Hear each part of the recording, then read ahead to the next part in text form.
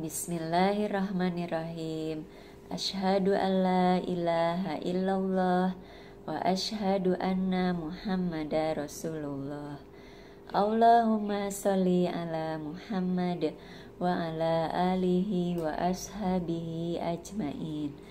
Rabbishrahli sadri wa yassirli amri wahlul 'uqdatam min lisani yafqahu qawli. Ananda sholih wa sholihah, apa kabar semuanya? Alhamdulillah. Assalamualaikum warahmatullahi wabarakatuh. Semoga senantiasa semua dalam keberkahan Allah, dalam perlindungan Allah, tetap berada dalam kesehatan dan keimanan ya. Masya Allah, bagaimana? Kalian tetap semangat kan meskipun kita masih belajar online.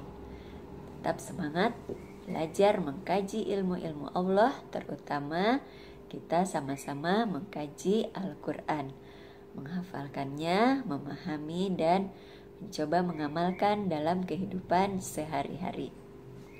Hari ini kita akan mengkaji surah Al-Bayyinah. Apa makna Al-Bayyinah? Iya, betul, bukti yang nyata. Al-Bayyinah di dalam Al-Quran merupakan surah yang ke-98. Terdiri dari 8 ayat, diturunkan di kota Madinah sehingga termasuk surah Madaniyah. Kita akan bahas nanti ayat 6, 7, dan 8-nya ya. Tapi sebelumnya kita murojaah dulu seperti biasa ayat 1 sampai 8. Kita baca ta'awuz dan basmalah. A'udzu billahi minasyaitonir rajim. Bismillahirrahmanirrahim. Lam yakunil ladzina kafaru min ahlil kitabi wal musyrikina munfakkina hatta ta'tiyahumul bayyinah. Rasulun minallahi yatlu suhufam mutahharah fiha kutubun qayyimah wa ma tafarraqal ladzina utul kitaba illa min ba'di ma ja'athumul bayyinah wa ma umiru illa liya'budullaha mukhlishina lahuddina hunafa'a wa yuqimus sholata wa yu'tuz zakata wa dzalika dinul qayyimah. Innal ladzina kafaru min ahlil kitabi wal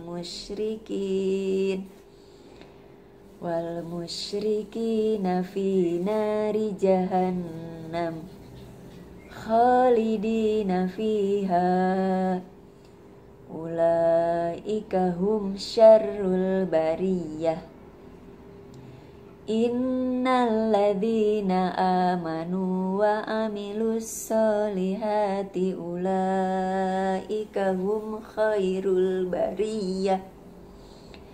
Jazaa'uhum inda rabbihim jannatu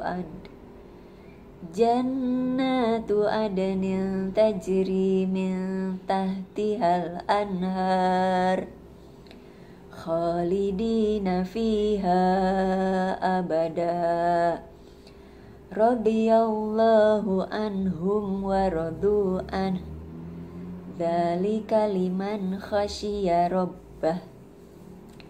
Alhamdulillahirabbil alamin. Allahumma arhamna bil Qur'an. Ya Allah, mudah-mudahan kita semua mendapat keberkahan dari setiap ayat Al-Quran yang kita baca. Baiklah, Coba kita bahas ya ayat 6, 7, dan 8. Kita terjemahkan dulu. Ayat 6 bacaannya, Innalladzina kafaru min ahlil kitabi wal musyrikin. Innalladzina, sesungguhnya orang-orang yang, inna, sesungguhnya, alladzina, orang-orang yang, kafaru, mereka kafir atau mereka ingkar, min ahlil kitabi, dari golongan ahli kitab, wal musyrikin, dan orang-orang musyrik, fi nari jahannam, fi berada di dalam, nari jahannam, neraka jahanam, khalidina fiha, khalidina, mereka kekal, fiha, di dalamnya. Ulaika hum syarrul bariyah, ulaika, mereka itulah, hum, mereka, syarrul bariyah, seburuk-buruk makhluk. Nah, jadi di ayat 6 tadi Allah Subhanahu wa ta'ala menegaskan bahwa orang-orang kafir dari golongan ahli kitab dan orang-orang musyrik itu nanti di akhirat mereka akan berada di dalam neraka jahanam dan mereka adalah seburuk-buruk makhluk. Nah, siapakah orang-orang kafir dari golongan ahli kitab dan juga orang-orang musyrik itu? Mereka adalah orang-orang yang ingkar terhadap Allah. Apa Bu ingkar itu maksudnya? Ingkar itu maksudnya mereka tidak mau taat kepada aturan Allah, tidak mau mematuhi apa yang telah diperintahkan oleh Allah, baik itu di dalam Al-Quran maupun apa yang telah dicontohkan oleh Rasulullah melalui sunnah-sunnahnya. Mereka ingkar, tidak mau mengikuti, tidak mau mematuhi. Misalkan apa? Misalkan Allah memerintahkan manusia untuk hanya menyembah satu Tuhan, yaitu Allah. Memerintahkan manusia untuk bertauhid. Nah, apa yang dilakukan orang-orang kafir? Mereka tidak mau ikut. Mereka tidak mau meyakini bahwa hanya ada satu Tuhan yang harus disembah. Tidak boleh ada Tuhan-Tuhan lain. Tidak boleh ada yang disembah yang lain. Allahu Ahad, Allah yang Maha Esa. Nah, kemudian apa itu orang-orang musyrik? Orang-orang musyrik artinya adalah orang-orang yang mensekutukan Allah, orang-orang yang bersyirikat dalam hal menyembah Tuhan. Jadi sama dengan orang kafir tadi. Kalau kafir tadi ingkar terhadap apa yang Allah perintahkan, nah kalau orang musyrik itu mereka mensekutukan Allah. Jadi mereka yakin bahwa Tuhan itu banyak, atau Tuhan itu, kalau orang-orang Nasrani sekarang kan meyakini bahwa Tuhan itu ada 3, Trinitas. Ada Tuhan Anak, ada Tuhan Bapa, dan juga ada Tuhan Ibu ya. Nah itu musyrik. Kemudian di keyakinan yang lain, di agama Hindu misalkan, mereka meyakini banyak dewa. Nah itu adalah orang-orang musyrik. Nah orang Islam yang mengaku sebagai Islam tapi juga meyakini ada Tuhan lain yang disembah selain Allah, itu juga bisa tergolong orang-orang musyrik. Makanya hati-hati. Nah itu di manakah mereka tempatnya nanti di akhirat? Mereka tempatnya adalah fi nari jahannam, berada di dalam neraka jahanam. Ulaika hum syarrul bariyah, dan mereka adalah seburuk-buruknya makhluk. Kalian pernah lihat gak makhluk yang buruk? Seperti apa wujudnya? Mungkin kalian pernah mengetahui ya dalam bayangan atau dalam film ya, atau di dalam buku-buku dongeng. ada yang namanya monster. Monster itu serem ya. Nah, buruk wajahnya, digambarkan berwajah buruk. Nah, nanti orang-orang kafir dan orang-orang musyrik itu juga akan terlihat buruk sekali di neraka itu. Nah, mau nggak seperti itu? Nggak mau, jangan pernah mau. Makanya kita harus selalu taat kepada perintah Allah, harus selalu yakin, beriman dari sekarang sampai nanti dan selamanya. Mudah-mudahan kita tetap berada dalam keimanan untuk yakin hanya ada Allah sebagai satu-satunya Tuhan yang kita sembah, Allahu Ahad. Nah, dengan demikian mudah-mudahan kita terjaga dari dimasukkan ke dalam Allah, ke dalam api neraka, dan dijadikan sebagai makhluk yang buruk. Gak mau kan? Nah, jadi maunya bagaimana? Nah, maunya kita seperti yang digambarkan di dalam ayat ke-7. Apa bunyinya ayat ke-7? Alladzina innalladzina amanu wa amilus solihati, inna sesungguhnya alladzina orang-orang yang amanu mereka beriman, wa amilus solihati dan beramal soleh, ulaika hum khairul bariyah mereka adalah sebaik-baiknya makhluk. Bagaimana makhluk yang paling baik itu? Makhluk yang paling baik adalah makhluk yang paling indah, paling bagus apabila kita lihat, paling sedap untuk dipandang, paling nyaman apabila kita berada di dekatnya. Contohnya apa? Contohnya misalkan makhluk Allah yang ada di dunia ya, yang Allah ciptakan baik atau indah, misalkan bunga. Kalian pernah melihat bunga? Indah ya, bunga itu warnanya warna-warni. Terus bagaimana kalau kita cium? Wangi, harum semerbak. Terus apabila kita berada di dekatnya, kita merasa nyaman karena udaranya terasa segar, banyak oksigen yang dikeluarkan dari tumbuhan bunga itu. Kemudian demikian juga dengan orang yang beriman dan beramal soleh itu, mereka adalah sebaik-baiknya makhluk. Apabila kita berada di dekatnya, enak untuk dipandang, nyaman untuk didekati. Karena apa? Karena orang yang beriman dan beramal soleh itu akan senantiasa menjaga akhlaknya, menjaga tingkah lakunya. Apabila berteman, dia tidak akan pernah menyakiti temannya, tidak akan pernah menzolimi temannya. Bila punya makanan, akan selalu berbagi dengan temannya makanan yang dimiliki. Apabila punya mainan, dia akan mengajak bermain bersama.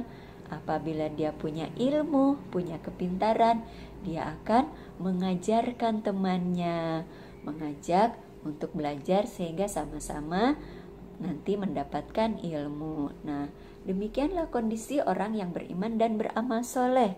Allah gambarkan sebagai sebaik-baik makhluk. Di dunia aja menjadi makhluk yang paling baik, paling bermanfaat bagi sekitar, apalagi di akhirat menjadi makhluk yang paling baik. Berada di mana? Nah, nanti di ayat ke-8-nya dijelaskan, jazauhum inda rabbihim jannatu adn. Mereka mendapatkan balasan dari Allah, jannatu adn. Jannah, surga Aden. Surga Aden yang bagaimana? Yang tajri min tahtihal anhar, yang di bawahnya mengalir sungai-sungai. Masya Allah, nanti kita berada di surga Aden yang penuh dengan kenikmatan, pemandangan yang indah, di bawahnya mengalir sungai-sungai. Nah, kemudian khalidina fiha abada.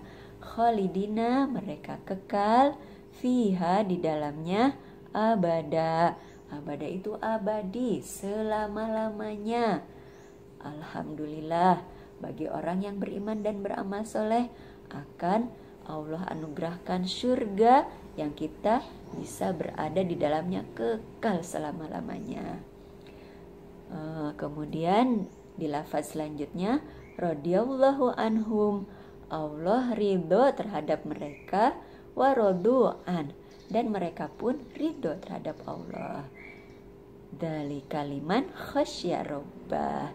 Dan yang demikian itulah adalah balasan khasyya rabbah.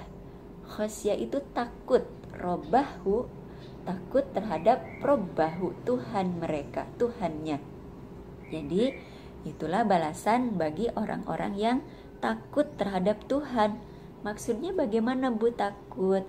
Maksudnya ketika di dunia Allah melarang sesuatu yang buruk untuk dikerjakan, mereka tidak kerjakan karena takut kepada Allah. Allah memerintahkan kepada manusia untuk jangan mencuri misalkan. Nah, mereka tidak mau mencuri karena takut kepada Allah. Allah melarang manusia untuk berbohong, untuk berdusta, berkata-kata tidak baik. Nah, kalau orang yang beriman dan beramal soleh, mereka tidak mau berkata-kata buruk. Karena apa? Karena takut kepada Allah. Nah, apabila di dunia kita merasa takut kepada Allah sehingga kita terjaga seluruh tingkah laku kita, amal kita, maka insya Allah di akhirat Allah akan memberi balasan berupa surga. Amin ya Allah ya Rabbal Alamin. Demikianlah Ananda Sholih Wasolihah. Mudah-mudahan kita bisa mengamalkan apa yang Allah perintahkan dan kita bisa menjauhi apa yang Allah larang, sehingga kita bisa termasuk golongan orang-orang yang khairul bariyah, sebaik-baiknya makhluk yang mendapatkan balasan berupa jannatu adnin tajri min tahtihal anhar khalidina fiha abada, mendapatkan balasan berupa surga yang di bawahnya mengalir sungai-sungai dan kita berada di dalamnya kekal selama-lamanya. Alhamdulillahirabbil alamin. Wabillahi taufik wal hidayah. Alhamdulillah, mohon maaf lahir batin apabila Bu Tiana ada kesalahan, baik itu dalam pelafalan ayat-ayat Al-Quran maupun dalam penyampaian makna dari terjemah surah Al-Bayyinah tadi. Sesungguhnya yang benar hanya dari Allah dan kesalahan pada diri manusia. Mohon maaf lahir batin. Assalamualaikum warahmatullahi wabarakatuh.